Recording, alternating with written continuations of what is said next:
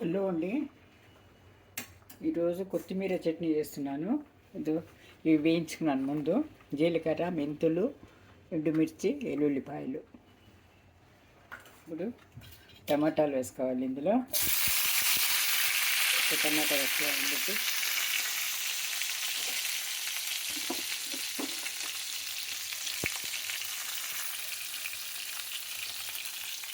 కొత్తిమీర వేసుకోవాలి. కడిగి జల్లెడి తీసుకొచ్చుకున్నాను. నీళ్ళంతా పోయిన తర్వాత మట్టి వీటి శుభ్రం కడుక్కొని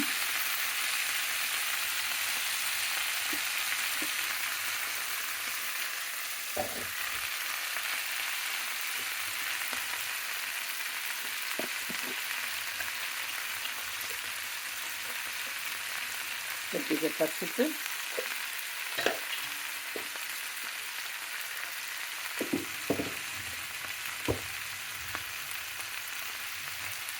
ఉప్పు, తగినంత ఉప్పు, చింతపండు విడిగి ఒక స్పూన్ అన్నమాట చాలు. కొత్తిమీరకి ఎక్కువ పట్టదు. బాగా వేగనివ్వాలి. ఇది నీళ్ళు అంత బాగా పచ్చివాసన అయితే వేగించాలన్నమాట. అండి ఇలా ఎండుమిరపకాయలు, వేయించిన ఎండుమిరపకాయలు అంతా ఇలా మిక్సీ ముందు పట్టుకొని కొద్దిగా బరకగా ఇప్పుడు ఇది వేగుతుంది అన్నమాట. అయిపోయింది. ఇది ఇప్పుడు ఆఫ్ చేసేస్తాను. చల్లారిన తర్వాత మిక్సీ పెట్టేసుకోవాలి. ఇది కొత్తిమీర చట్నీ రెడీ అవుతుంది.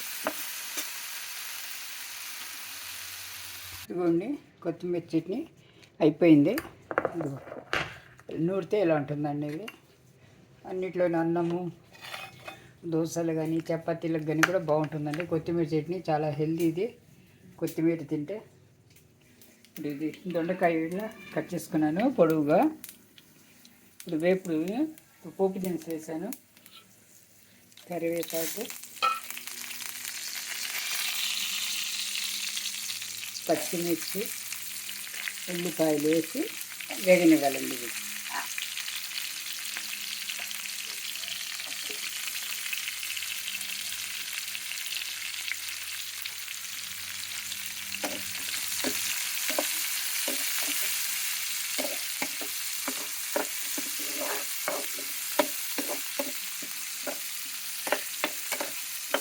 బాగా వేగాలి. ఇది ఉల్లిపాయలు పచ్చి వాసన పోవాలి.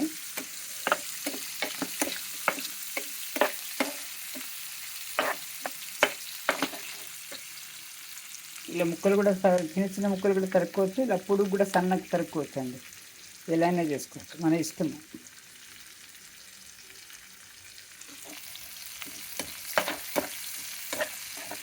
దీనికి కాస్త ఉప్పు వేసి బాగా నలుపుకోవాలండి. ఇది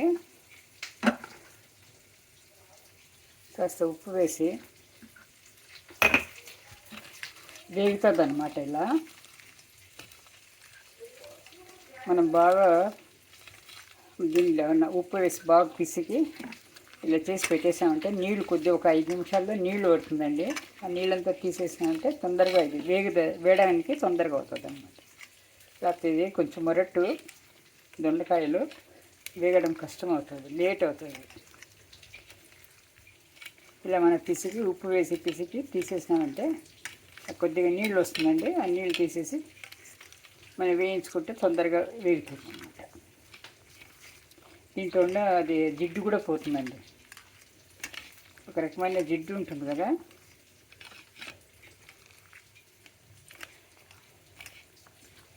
ఆ జిడ్డు కూడా పోతుందండి. ఇది వేగిపోయిందండి. ఇప్పుడు ఈ దొండకాయలు మనం పిసికి తీసుకున్నాం కదా, ఆ పిండేసి తీసేసిన నీళ్ళు వేసేస్తున్నాం.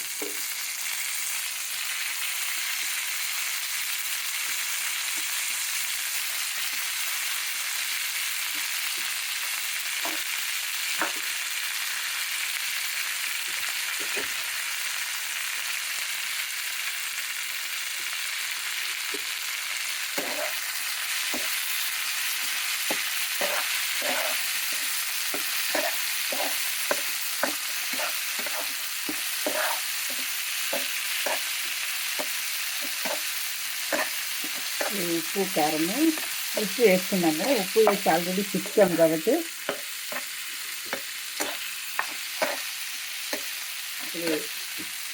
కారం వేసుకోవాలండి. కారం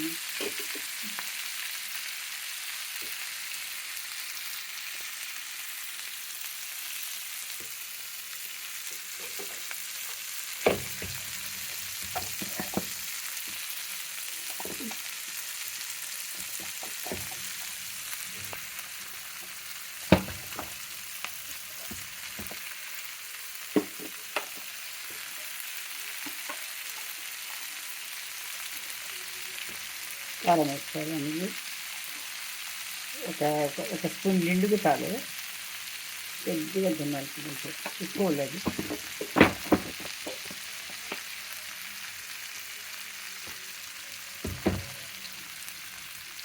దీంట్లో ఒక 5 నిమిషాలు మూత పెట్టేస్తే మగ్గుతుందండి ఇది. తర్వాత కొత్తిమీర, ఎల్లుల్లిపాయలు కుట్టి వేసుకోవాలి. ఇప్పుడు మగ్గనివ్వాలి ఇది ఇలాగే.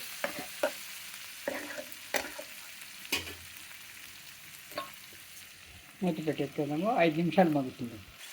ఇప్పుడు వేగింది. ఇప్పుడు ఎల్లుల్లిపాయలు చితక్కుట్టి వేసుకున్నాను.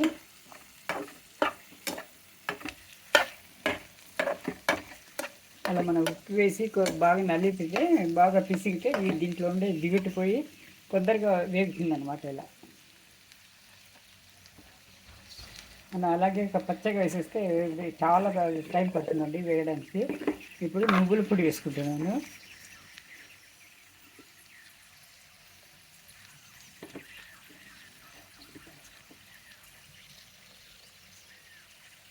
కొబ్బరి వేయాల్సిన అవసరం లేదండి. ఇప్పుడు నువ్వుల పొడి వేస్తున్నాం కాబట్టి కొబ్బరి వేయాల్సిన అవసరం లేదు.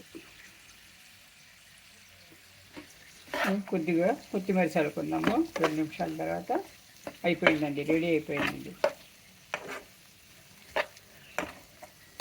చివరిలో కొత్తిమీర చల్లేసుకుంటాం.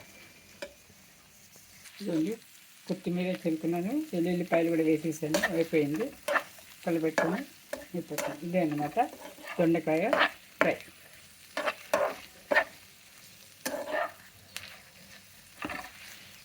చూడండి, ఛానల్ని లైక్ చేసి సబ్స్క్రైబ్ చేసుకోండి, షేర్ చేయండి. వీలైతే షేర్ చేయండి, వీలైతే కామెంట్ చేయండి. ఎలా ఉందో మీరు ఒకసారి చేసి చూసి బాగుంది అనిపిస్తే మీరు ఒకసారి చేసి చూసి కామెంట్ చేయండి. ఎలా వచ్చిందో, మీకు ఎలా వచ్చిందో, టేస్టీగా ఉందా లేదా అనేది తెలపండి.